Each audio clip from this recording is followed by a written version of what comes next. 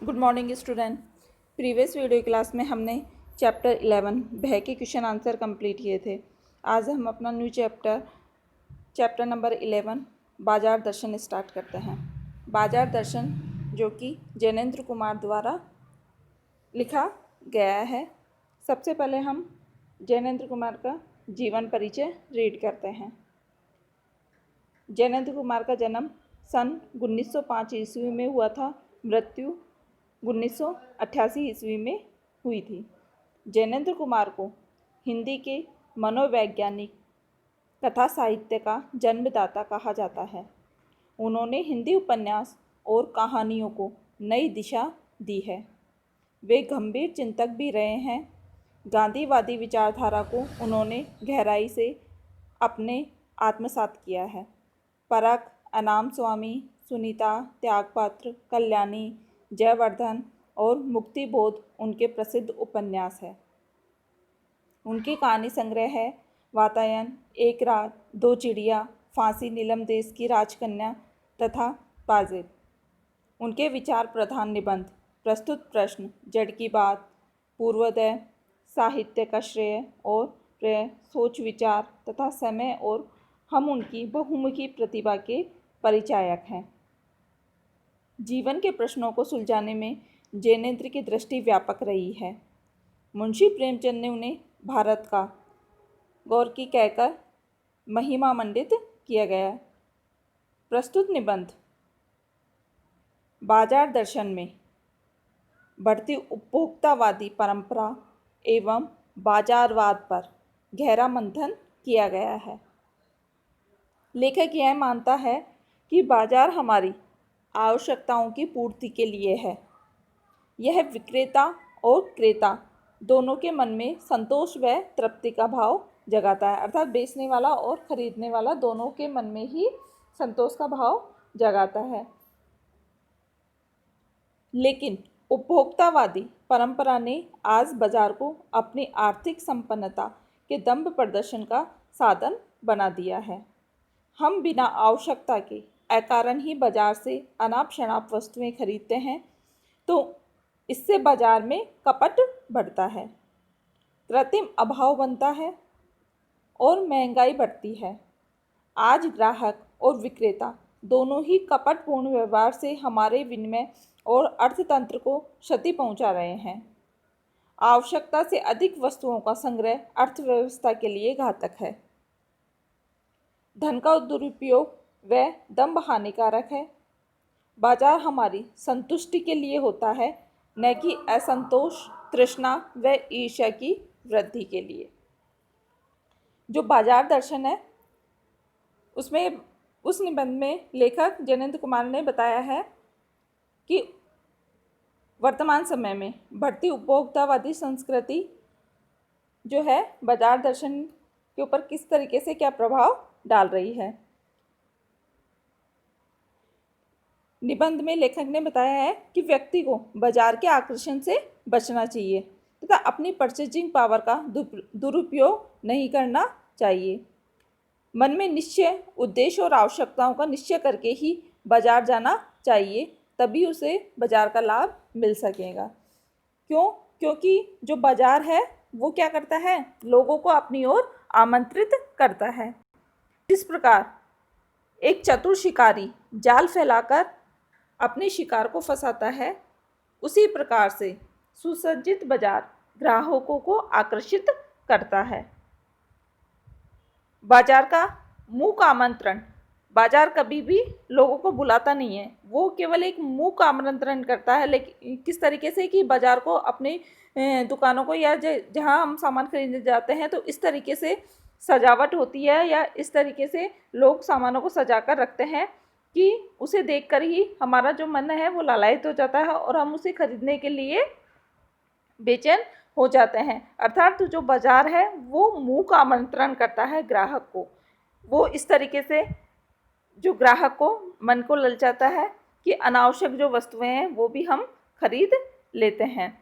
तो बाजार एक प्रकार का जादू है और जादू उन लोगों पर अधिक चलता है जिनका मन खाली और जेब भरी हो। अर्थात जिसके पास जो है पैसा अधिक हो तो वो क्या है, तो परचेजिंग उसके अधिक कर सकता है, उसके मन में सामान खरीदने की लालसा हो और अधिक बढ़ जाती है। लेकिन वो क्या है, अगर बाज़ार में निश्चय करके न जाया जाए कि हमें क्या लेना है और क्या नहीं खरीदना है, तो हम अनावश्यक वस्तुओं को भी खरीद कर घर ले आते हैं, जिसके कारण क्या होता है कि हमारा जो है आर्थिक दृष्टि से हम कमज़ोर होते हुए चले जाते हैं और बाजारवाद को ज़्यादा अधिक बढ़ावा मिलता है। लेखक ने इस पाठ में, इस निबंध के द्वारा बाजार का जादू किस तरीके से लोगों के ऊपर छाता है तथा बाजार किस तरीके से लोगों को आमंत्रित करता है, व्यक्ति को किस तरीके से अपने मनोभावों को जो है कंट्रोल करना चाहिए, किस तरीके से जो है हम इस बाजार के जादू से बच सकते हैं, इससे क्या लाभ और क्या हानि होती है, इस निबंध में लेखक ने स्पष्ट किया है। आगे हम इस चैप्टर को रीड करते हैं।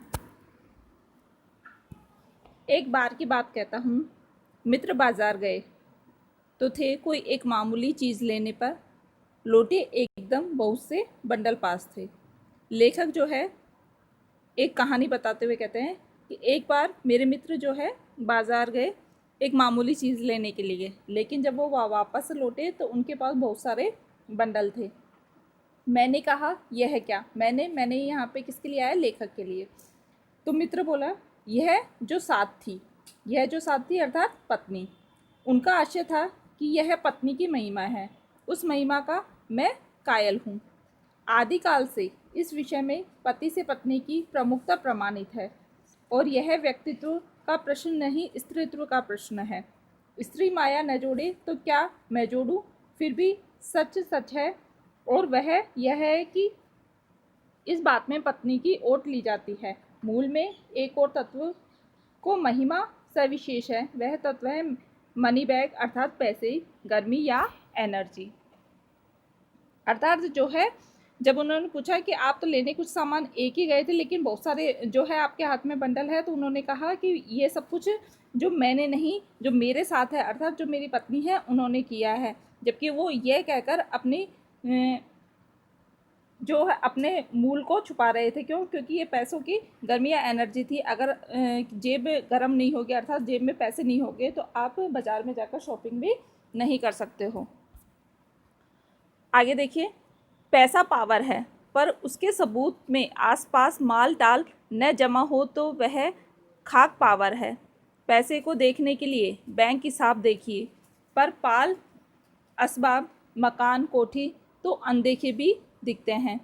पैसे उस परचेजिंग पावर के प्रयोग में ही पावर का रस। परचेजिंग पावर होता है कि बाज़ार में जाकर जो है हमें सामान खरीदना की ताकत, जो कि किसके द्वारा संभव हो सकती है? आर्थिक दृष्टि से अगर हम सबल हो तभी ये संभव हो सकती है। आगे देखिए, लेकिन नहीं, लोग संयमी भी होते हैं। वे फिजूल सामान को फिजूल समझते हैं। वे पैसा बहाते नहीं और बुद्धिमान होते हैं। बुद्धि और संयम पूर्वक वह पैसे को जोड़ते जाते हैं। वह पैसे की पावर को इतना निश्चय समझते हैं कि उसके प्रयोग की परीक्षा उन्हें दरकार नहीं है। बस खुद पैसे से जुड़ा होने पर उन्हें मन गर्व से भरा फूला रहता है। मैंने कहा यह कितना सामान ले आए? मित्र ने सामने मनी बैग फैला दिया। कहा यह देखिए, सब उड़ गया, अब तो रेल टिकट के लिए भी बचा हो। मनी बैग फैला दिया अर्थात अपना जो पॉकेट था वो बता दिया कि सब कुछ जो है वो मैंने बाजार से सामान खरीदने में खर्च हो गया। मैंने तब तय माना कि पैसा होता है तो सामान आता है। वह सामान ज़रूरत की तरफ देखकर नहीं आया, अपनी परचेजिंग पावर के अनुपात में आया। अर्थात इसका आशय यह है कि जो पैसा होता है तभी सामान आता है। कि हमें कभी कभी हम बाज़ार जाते हैं और हम उन सामान को भी ले आते हैं जिसकी कि हमें ज़रूरत नहीं होती है। क्यों? क्योंकि हम केवल पैसा अगर हमारे हाथ में है तो हम उस चीज़ के प्रति आकर्षित होते हैं और आकर्षित होने पर, ज़रूरत न होने पर भी उस सामान को हम घर ले आते हैं। लेकिन ठहरिए, इस सिलसिले में एक और भी महत्व का तत्व है जिसे नहीं भूलना चाहिए। उसका भी इस कर्तव्य में बहुत कुछ हाथ है, वह महत्व है बाजार। मैंने कहा है, इतना कुछ नाहक ले आए। नाहक, नाहक का अर्थ होता है अनावश्यक जो है ले आए वस्तुएं। मित्र बोले, कुछ ना पूछो, बाजार है कि शैतान का जाल है। ऐसा सजा सजा कर माल रखते हैं कि बेहयाई हो जो न फंसे। अर्थात बाजार को शैतान के जाल की तरह बताया गया है। जिस तरीके से एक शिकारी जो है जाल में फंसाने के लिए, एक शिकार को फंसाने के लिए एक जाल बिछाता है, उसी प्रकार से जो बाजार है वो भी लोगों को अपनी ओर आकर्षित करता है। मैंने मन में कहा, ठीक, बाजार आमंत्रित करता है कि आओ मुझे लूटो और लूटो, सब भूल जाओ। मुझे देखो, मेरा रूप और किसके लिए है, मैं तुम्हारे लिए हूँ। कुछ नहीं चाहते हो तो भी देखते, मैं क्या हर्ज है। अजी आओ। इस आमंत्रण में यह खूबी है, आग्रह नहीं। आग्रह तिरस्कार जगाता है, लेकिन ऊंचे बाजार का आमंत्रण मूक होता है, उसमें चाह जगती है। चाह मतलब अभाव।